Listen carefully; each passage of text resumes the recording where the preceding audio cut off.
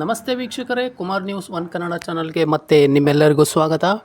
ಒಂದು ಮೂಢ ಹಗರಣದಲ್ಲಿ ಸಿಲುಕಿಕೊಂಡು ರಾಜ್ಯಪಾಲರು ಪ್ರಾಸಿಕ್ಯೂಷನ್ಗೆ ಅನುಮತಿ ಕೊಟ್ಟ ನಂತರ BJP ಮತ್ತು JDS ಒಟ್ಟುಗೂಡಿ ಒಂದು CM ರಾಜೀನಾಮೆಗೆ ಪಟ್ಟು ಹಿಡಿದು ಒಂದು ಪ್ರತಿಭಟನೆಯನ್ನು ಸಹ ಮಾಡುತ್ತಾ ತೊಡಗಿದೆ. ಅದರ ನಂತರ ರಾಷ್ಟ್ರೀಯ ಪಕ್ಷದ BJP ರಾಷ್ಟ್ರೀಯ ನಾಯಕರನ್ನು ಅನುಮತಿಯ ಪಡೆದು ಒಂದು ಪ್ರತಿಭಟನೆಗೆ ಹೇಳಿದ BJP ರಾಜ್ಯಾಧ್ಯಕ್ಷರಾದ PY ವಿಜೇಂದ್ರ ಅವರು ಒಂದು CM ವಿರುದ್ಧ ವಾಗ್ದಾಳಿಯನ್ನು ನಡೆಸಿದ್ದಾರೆ. ಹಾಗಾದರೆ ಏನು ವಾಗ್ದಾಳಿ ನಡೆಸಿದ್ದಾರೆ ಅದನ್ನೆಲ್ಲದನ್ನು ನೋಡ್ಕೊಂಬರೋಣ ವೀಕ್ಷಕರೇ. ಅದಕ್ಕೂ ಮುಂಚೆ ನಮ್ಮ ಚಾನಲ್ನ ನೀವಿನ್ನೂ ಸಬ್ಸ್ಕ್ರೈಬ್ ಮಾಡಿಲ್ಲ ಅಂದರೆ ದಯವಿಟ್ಟು ಸಬ್ಸ್ಕ್ರೈಬ್ ಮಾಡ್ಕೊಳ್ಳಿ ಮತ್ತು ಬೆಲ್ ಬಟನ್ ಮೇಲೆ ಕ್ಲಿಕ್ ಮಾಡಿ. ಮಾನ್ಯ ಸಿದ್ದರಾಮಯ್ಯ ಅವರು CM ಸ್ಥಾನಕ್ಕೆ ರಾಜೀನಾಮೆ ಕೊಟ್ಟು ತೊಲಗಲಿ ಎಂದು PY ವಿಜೇಂದ್ರ ವಾಗ್ದಾಳಿಯನ್ನು ನಡೆಸಿದ್ದಾರೆ. ಮುಖ್ಯಮಂತ್ರಿ ಸಿದ್ದರಾಮಯ್ಯವರ ಸಮಾಜವಾದದ ಮುಖವಾಡ ಕಳಚಿಬಿದ್ದಿದೆ. ಅವರು ತಕ್ಷಣವೇ ಮುಖ್ಯಮಂತ್ರಿ ಸ್ಥಾನಕ್ಕೆ ರಾಜೀನಾಮೆ ಕೊಟ್ಟು ಮನೆಗೆ ತೊಲಗಲಿ ಎಂದು BJP ರಾಜ್ಯ ಘಟಕದ ಅಧ್ಯಕ್ಷ PY ವಿಜೇಂದ್ರ ಆಗ್ರಹಿಸಿದ್ದಾರೆ. ರಾಜ್ಯಪಾಲರು ವಿಚಾರಣೆಗೆ ಅನುಮತಿ ನೀಡಿರುವ ಹಿನ್ನೆಲೆಯಲ್ಲಿ ಸಿದ್ದರಾಮಯ್ಯನವರು ರಾಜೀನಾಮೆಗೆ ಆಗ್ರಹಿಸಿ ನಗರದ ವಿಧಾನಸೌಧದ ಗಾಂಧಿ ಪ್ರತಿಮೆ ಬಳಿ BJP JDS ಶಾಸಕರ ಪ್ರತಿಭಟನೆಯನ್ನು ಉದ್ದೇಶಿಸಿ ಅವರು ಮಾತನಾಡಿದರು. ಭ್ರಷ್ಟ ಮುಖ್ಯಮಂತ್ರಿ ಸಿದ್ದರಾಮಯ್ಯ ಅವರ ವಿರುದ್ಧ BJP JDS ನಿರಂತರ ಹೋರಾಟ ನಡೆಸುತ್ತಿದೆ. ಈ ಹೋರಾಟ ಇದೀಗ ತಾರ್ಕಿಕ ಅಂತ್ಯಕ್ಕೆ ಬಂದಿದೆ. ಮೈಸೂರಿನ ಮೂಡ ಹಗರಣ, ವಾಲ್ಮೀಕಿ ನಿಗಮದ ಹಗರಣ ಇದರಲ್ಲಿ ಪ್ರಮುಖವಾಗಿದೆ. ಮೂಡದಲ್ಲಿ ಸುಮಾರು 5,000 ಕೋಟಿ ನಿವೇಶನಗಳನ್ನು ನುಂಗಿ ಹಾಕಿದ್ದಾರೆ. ಇದನ್ನು ಖಂಡಿಸಿ CM ಸಿದ್ದರಾಮಯ್ಯನವರ ರಾಜೀನಾಮೆಗೆ ಆಗ್ರಹಿಸಿದ್ದೇವೆ ಎಂತಂದು PY ವಿಜೇಂದ್ರ ವಾಗ್ದಾಳಿಯನ್ನು ನಡೆಸ್ತಾ ಇದ್ದಾರೆ. ಬಂಡತನ ಬಿಟ್ಟು ಮುಖ್ಯಮಂತ್ರಿ ಸ್ಥಾನಕ್ಕೆ ರಾಜೀನಾಮೆ ಕೊಡಬೇಕಾಗಿತ್ತು. ಆದರೆ ಸಿದ್ದರಾಮಯ್ಯನವರು ಗೂಂಡಾಗಿರಿಗೆ ಇಳಿದಿದ್ದಾರೆ. ರಾಜ್ಯಪಾಲರ ಮೇಲೆ ಆರೋಪ ಮಾಡುವುದನ್ನು ಬಿಟ್ಟು ಕೂಡಲೇ ಸಿದ್ದರಾಮಯ್ಯನವರು ರಾಜೀನಾಮೆ ನೀಡಕೊಡಬೇಕಾಗಿದೆ ಎಂತಂದು PY ವಿಜೇಂದ್ರ ಅವರು ಕಟುವಾಗಿ ಟೀಕಿಸಿದ್ದಾರೆ.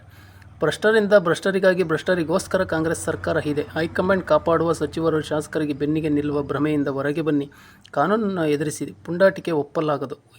ತಪ್ಪನ್ನು ಒಪ್ಪಿಕೊಂಡು ಮುಖ್ಯಮಂತ್ರಿ ಸ್ಥಾನಕ್ಕೆ ರಾಜೀನಾಮೆ ಕೊಟ್ಟು ಕಾನೂನು ಕ್ರಮ ಎದುರಿಸಿ ಎಂದು ಒತ್ತಾಯಿಸಿದ್ದಾರೆ.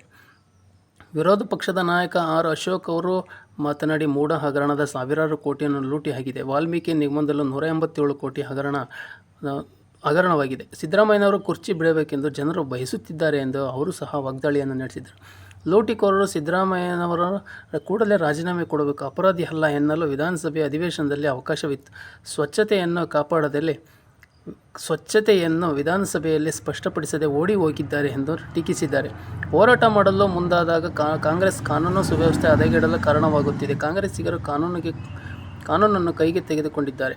ಕೂಡಲೇ ರಾಜ್ಯಪಾಲರು ಆಡಳಿತ ಜಾರಿಗೊಳಿಸಬೇಕೆಂದು ಗವರ್ನರ್ಗೆ ಅವರಿಗೆ ಮನವಿ ಮಾಡಿದ್ದರು.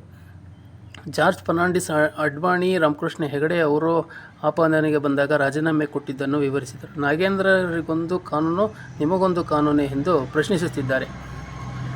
5.95 ಲಕ್ಷ ಜಮೀನಿಗೆ 62 ಕೋಟಿ ಕೇಳುವುದೇ ಸರಿಯೇ ಎಂದು ಕೇಳಿದರೆ, ಇದು BJP JDS ಹೋರಾಟ. CM ರಾಜೀನಾಮೆ ಕೊಡುವವರೆಗೂ ಹೋರಾಟ ನಿಲ್ಲದು ಎಂದು ಎಚ್ಚರಿಸಿದರು. ಕಾಂಗ್ರೆಸ್ ಇನ್ನಷ್ಟು ದಿನ, ಎಷ್ಟು ತಿಂಗಳು ಅಧಿಕಾರದಲ್ಲಿ ಇರಲಿದೆ ಎಂದು ನಾವು ಕೇಳ್ತಿದ್ದೇವೆ. ವಿಧಾನ ಪರಿಷತ್ ವಿಪಕ್ಷ ನಾಯಕ ಛಲವಾದಿ ನಾರಾಯಣಸ್ವಾಮಿ ಅವರು ಮಾತನಾಡಿ, ಸಂವಿಧಾನ ಹುದ್ದೆಯಲ್ಲಿ ರಾಜ್ಯಪಾಲರಿಗೆ ಅವಮಾನ ಮಾಡಿದರೆ ಅದು ಸಂವಿಧಾನಕ್ಕೆ ಮಾಡಿದ ಅವಮಾನ ಎಂದು ಟೀಕಿಸಿದರು. ದಲಿತರನ್ನು ಸಿದ್ದರಾಮಯ್ಯನವರು ಸಂಪೂರ್ಣ ನಾಶ ಮಾಡಿದ್ದಾರೆ. ನಿಮ್ಮನ್ನು ನಂಬಿದ ದಲಿತ ಚರ್ಮ ಸುಲಿದು ಚಪ್ಪಲಿ ಮಾಡಿದ್ದಾರೆ ಎಂದು ಅವರು ಆಕ್ಷೇಪಿಸಿದರು. ಸುಳ್ಳು ಹೇಳುವುದರ ವೀರಪ್ಪ ಮೊಯ್ಲಿ ಅವರನ್ನು ಸಿದ್ದರಾಮಯ್ಯವನ್ನು ಮೀರಿಸುತ್ತಾರೆ ಎಂದರಲ್ಲದೆ CM ಹುದ್ದೆ ಆಕಾಂಕ್ಷಿಗಳಾದ ಕಾಂಗ್ರೆಸ್ಗೆ ಬಹಳ ಜನರಿಗೆ ಅನ್ಯಾಯ ಮಾಡಿದ್ದೀರಿ ಎಂದು ಕಿವಿಮಾತು ಹೇಳಿದರು. ಕತೆ ಬಿಟ್ಟು ರಾಜೀನಾಮೆ ಕೊಡಿ ಎಂದು BJP JDS ಎರಡೂ ಸಹ ಈ ಒಂದು ಆಗ್ರಹವನ್ನು ಮಾಡ್ತಾ ಇದ್ದಾರೆ. ಈ ಎಲ್ಲ ಮಾಹಿತಿ ನಿಮಗೆ ಇಷ್ಟ ಆಗಿದ್ದರೆ ನಿಮ್ಮ ಅನಿಸಿಕೆ, ಅಭಿಪ್ರಾಯಗಳನ್ನು ಕಮೆಂಟ್ ಮೂಲಕ ತಿಳಿಸಿ ಅಂತ ಹೇಳ್ತಾ ಮತ್ತೆ ಮುಂದಿನ ವಿಡಿಯೋದಲ್ಲಿ ಸಿಗೋಣ. ಅಲ್ಲಿವರೆಗೂ ಎಲ್ರಿಗೂ ನಮಸ್ಕಾರ. ನಮ್ಮ ಚಾನಲ್ನ ನೀವಿನ್ನೂ ಸಬ್ಸ್ಕ್ರೈಬ್ ಮಾಡಿಲ್ಲ ಅಂದರೆ ದಯವಿಟ್ಟು ಸಬ್ಸ್ಕ್ರೈಬ್ ಮಾಡ್ಕೊಳ್ಳಿ ಮತ್ತು ಬೆಲ್ ಬಟನ್ ಮೇಲೆ ಕ್ಲಿಕ್ ಮಾಡಿ.